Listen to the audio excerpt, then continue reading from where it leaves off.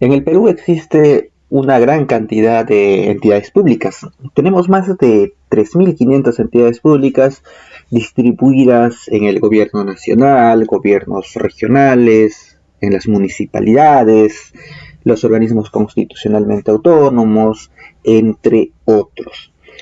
Muy bien, entonces, ¿estas entidades públicas serán evaluadas? ¿Serán sujetas a evaluación? Eso es lo que vamos a ver el día de hoy. Vamos a ver sobre la evaluación de organismos públicos, ejecutores, programas y proyectos. Nos vamos a centrar específicamente a lo que corresponde a las entidades que pertenecen al Poder Ejecutivo.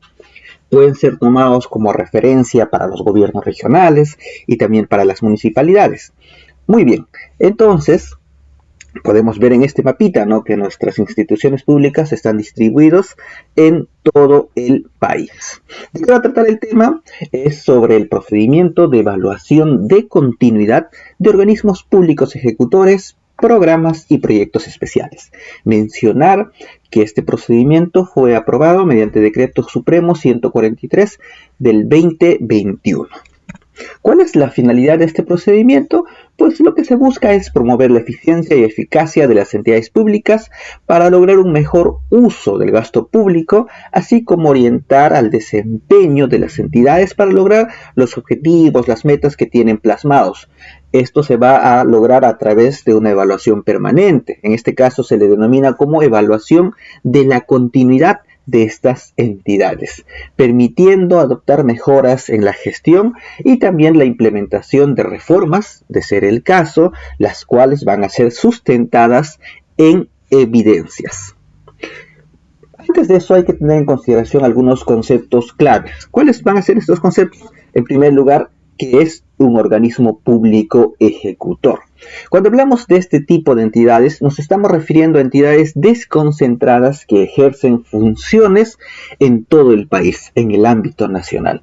Estas se crean cuando existen las siguientes condiciones. En primer lugar, que se requiera una entidad con una administración propia debido a la magnitud, debido a la amplitud de las operaciones que realizan.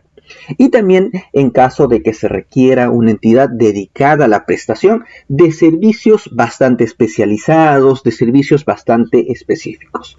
Los organismos públicos ejecutores se crean mediante ley a propuesta del Poder Ejecutivo. Veamos algunos ejemplos como la Autoridad Nacional del Agua, el Instituto Peruano del Deporte, COFOPI, entre otros. Muy bien, el otro concepto a tener en consideración son los programas.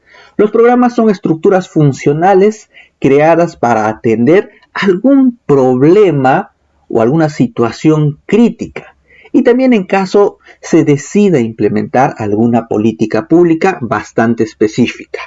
Esto obviamente debe de estar en concordancia al ministerio o al sector al cual pertenece. Su creación se va a dar a través de un decreto supremo. Ejemplos de programas tenemos Agroideas, por ejemplo, el Programa Nacional Juntos, el Programa Nacional de Telecomunicaciones Pronatel, entre otros. Finalmente tenemos los proyectos especiales. Los proyectos especiales van a ser un conjunto articulado y coherente de actividades que van a estar orientados a alcanzar uno o varios objetivos en un periodo de tiempo limitado. Ahí está la clave para poder identificar un proyecto especial. Es la temporalidad, que quiere decir que tiene un periodo de vigencia, es limitado en el tiempo. Los proyectos especiales tienen un periodo límite de existencia. Para eso obviamente se ha tenido que desarrollar, se ha tenido que diseñar una metodología. Y finalmente, como creamos un proyecto especial, se realiza mediante un decreto supremo. Ejemplos, tenemos al proyecto especial de inversión pública Escuelas del Bicentenario, por los 200 años que cumplió el Perú, el proyecto Legado, lo que está relacionado, ¿no?, con la continuidad de la infraestructura de los Juegos Panamericanos, otro, el proyecto especial Pichis Pancaso, entre otros que podemos tener dentro del Poder Ejecutivo. Muy bien, entonces estos son los tres conceptos que debemos tener en claro. Siguiente, ¿Cómo iniciamos este procedimiento de evaluación de continuidad de estas entidades? Se puede iniciar de dos maneras. En primer lugar, puede ser solicitud a pedido de la Presidencia del Consejo de Ministros. O sea, PCM solicita a un ministerio de que se realice este tipo de evaluación. Y lo otro es mediante una iniciativa que va a ser propia de cualquier ministerio. Muy bien, entonces se inicia de dos maneras la evaluación de continuidad. Uno, que te lo pida PCM, y otro, que sea propia iniciativa del ministerio.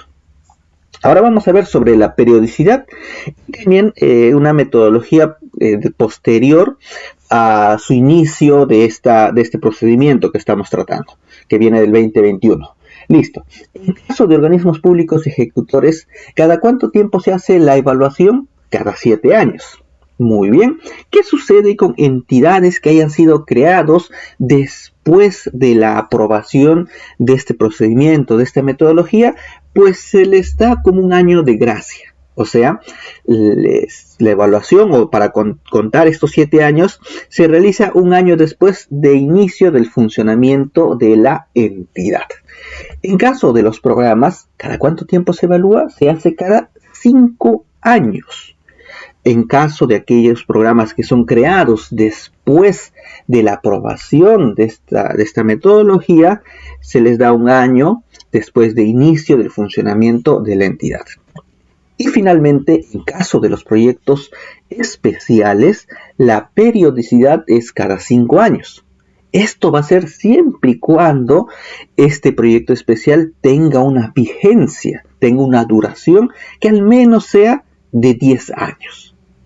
Porque puede haber algunos proyectos especiales que sea, por ejemplo, solo 5 años. Pues ahí ya no corresponde aplicar este procedimiento de evaluación de continuidad. El requisito en caso de los proyectos especiales es que su vigencia sea como mínimo de 10 años. Continuemos. Las etapas.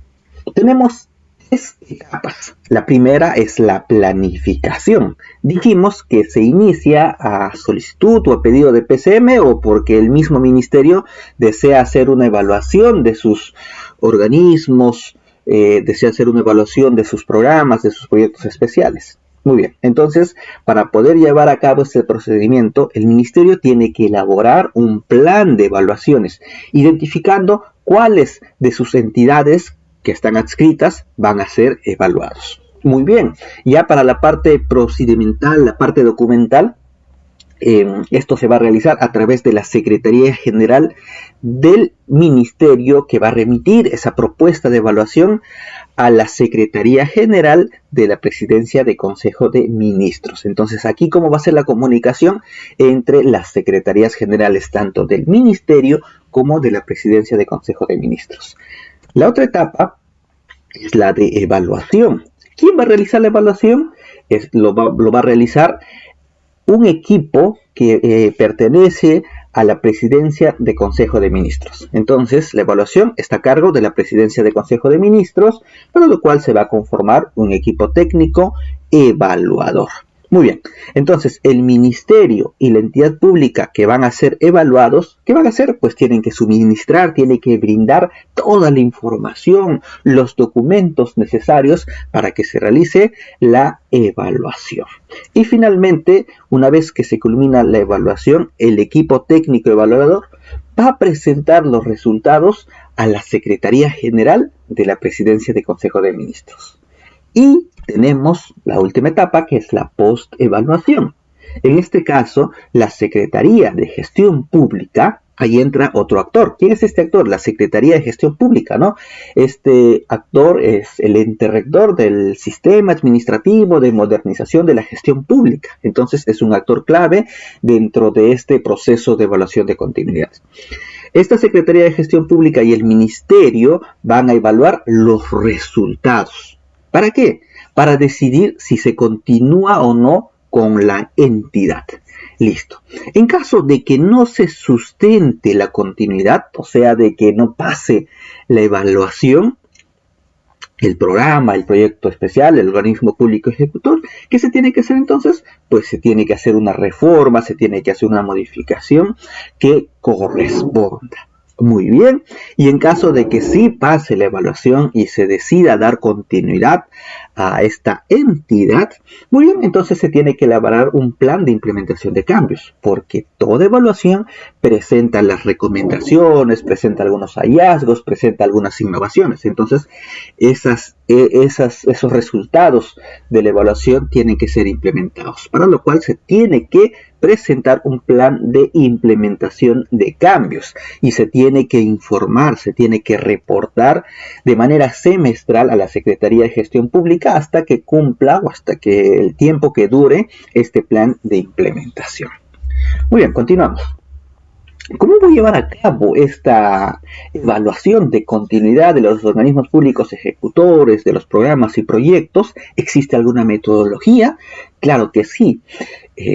Tenemos una metodología de evaluación de continuidad. En esta metodología vamos a tener ¿qué cosa? Vamos a tener los criterios técnicos, vamos a tener los formatos, vamos a tener guías para poder realizar esta evaluación de acuerdo a las 3 etapas que hemos comentado, que hemos mencionado anteriormente. Vamos a finalizar esta pequeña presentación mencionando que esta metodología existe, se le denomina como metodología de evaluación de continuidad de organismos públicos ejecutores, programas y proyectos especiales del Poder Ejecutivo, el cual ha sido aprobado por la Secretaría de Gestión Pública mediante resolución 013 del 2021. En una próxima sesión estaremos tratando sobre esta metodología. Estaremos analizando, estaremos viendo algunos ejemplos y finalmente estaremos viendo casos de entidades que han sido evaluadas. Muy bien. Entonces esa es la presentación del día de hoy. Les recomendamos seguirnos para poder ver en una próxima sesión un análisis más detallado sobre esta metodología.